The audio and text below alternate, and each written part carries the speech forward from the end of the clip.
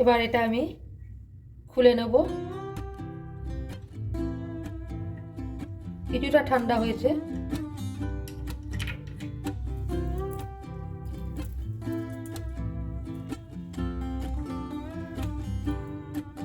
এইভাবে এক এক করে তুলে নেব।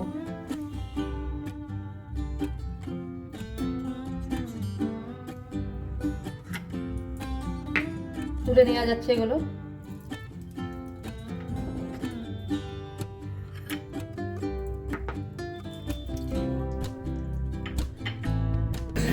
এখানে আমি একটা গোটা নারকেল কুড়ে নিচ্ছি। নারকেল দিয়ে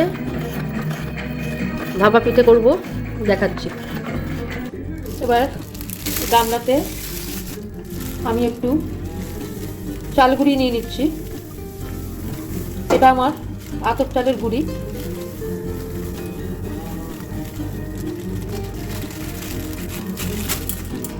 আড়াইশো আছে এতে।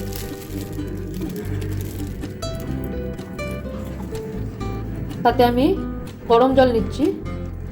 গরম জল দিয়ে একটু মেখে নেব।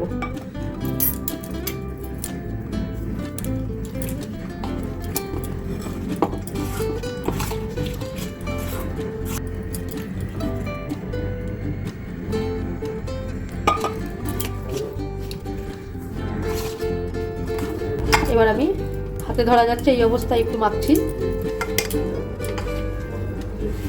যদি জল লাগে আরো জল দেব।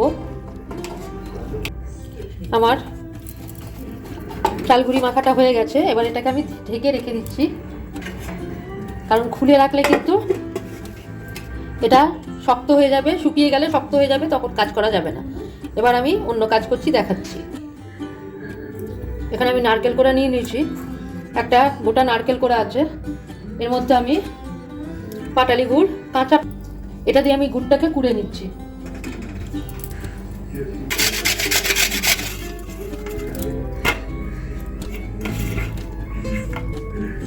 এইভাবে গুড়টা কুড়ে নিয়ে আমি ফিরে আসছি। আমার গুড়গুলো আমি কুড়ে নিয়েছি। এবার এর মধ্যে আমি দিয়ে দিচ্ছি নারকেল কোড়া।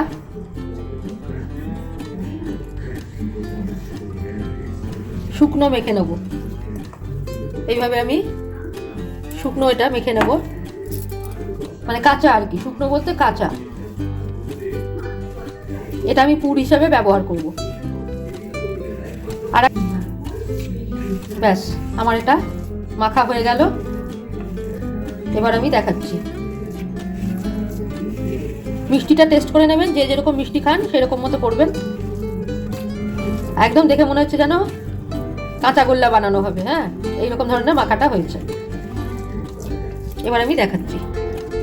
এবার একটুখানি আমি চাল গুঁড়ি নিচ্ছি, নিয়ে এরকম গোল করে থালার মতো করে নিচ্ছি। থালার মতো করে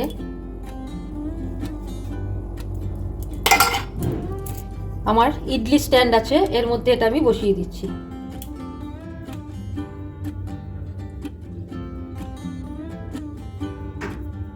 এভাবে বসিয়ে দিচ্ছি। এবার এর মধ্যে দিয়ে দিচ্ছি একটু পুর।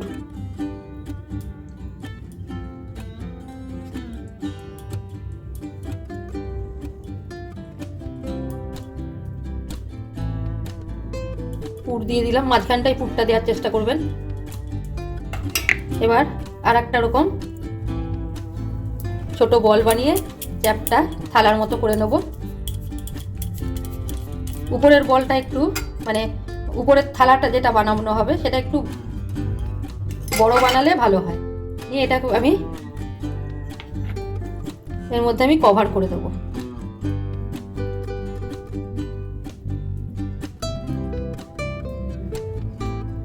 ব্যাস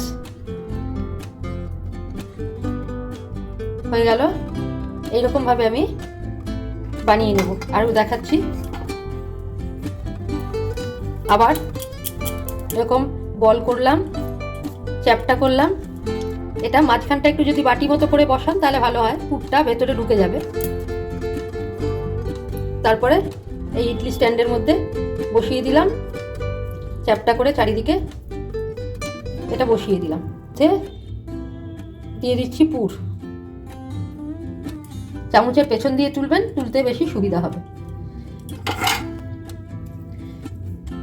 একটা সাইডের সাথে বসাবেন, তাহলে তাড়াতাড়ি হবে। এইভাবে আর একটা আমি এরকমভাবে করে নিচ্ছি এক এক করে।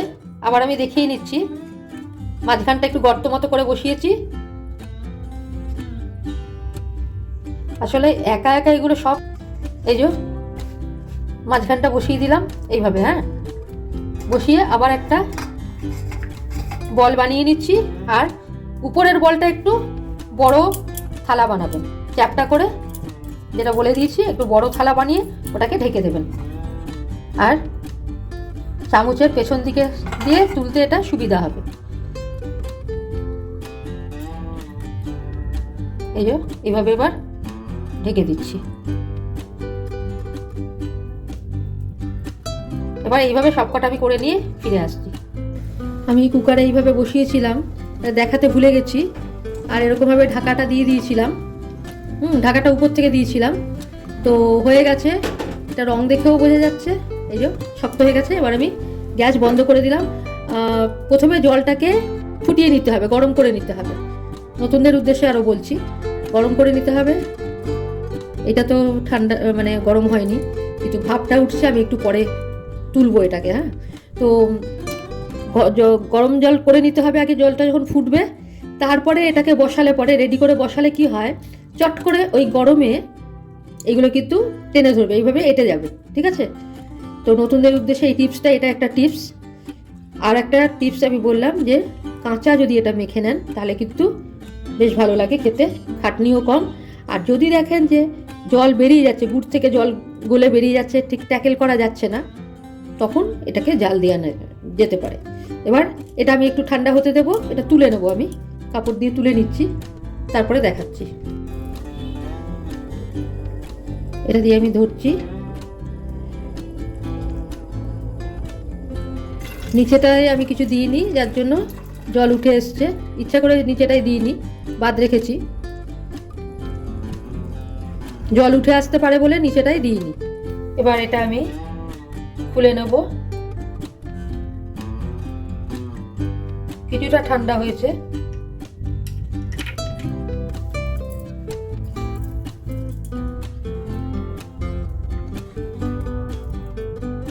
এইভাবে এক এক করে তুলে নেব।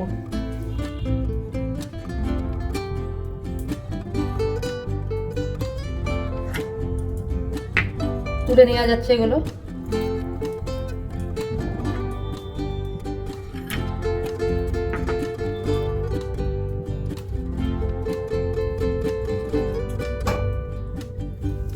দেখুন উঠে গেছে।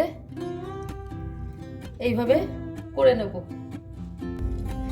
এই যে স্ট্যান্ডটা আছে, এই সব কটার কিন্তু সাইজ একই, হ্যাঁ। এটা আমি এখনো তুলিনি, তুলে দেখাচ্ছি।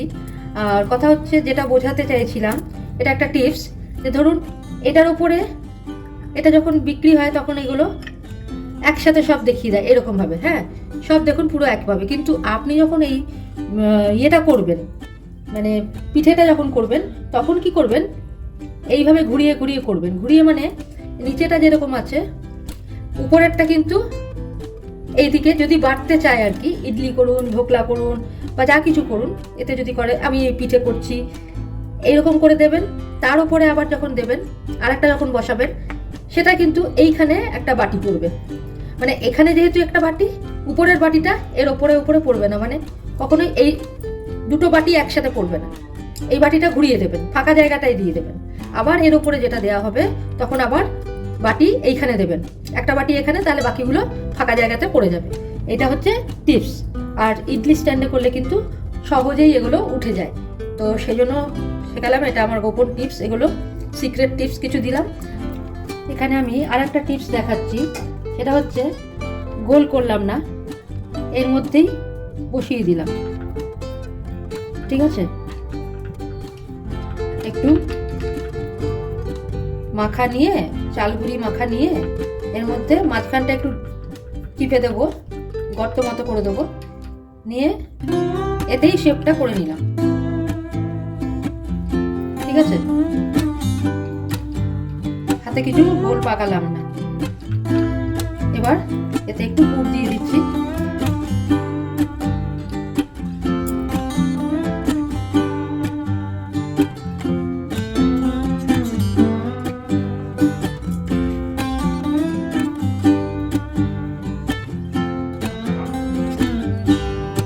ব্যাস, পুর দিয়ে দেওয়া হলো।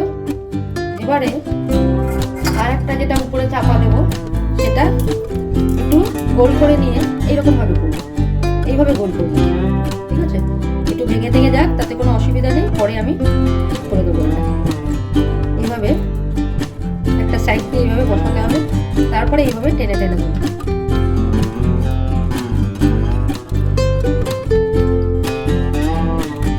এখন এই সাইড থেকে ওইগুলো সব নিয়ে, মাখাটা আসলে আমার শেষ হয়ে গেল আর কি, আর নেই, দেখি আর অল্প একটু আছে।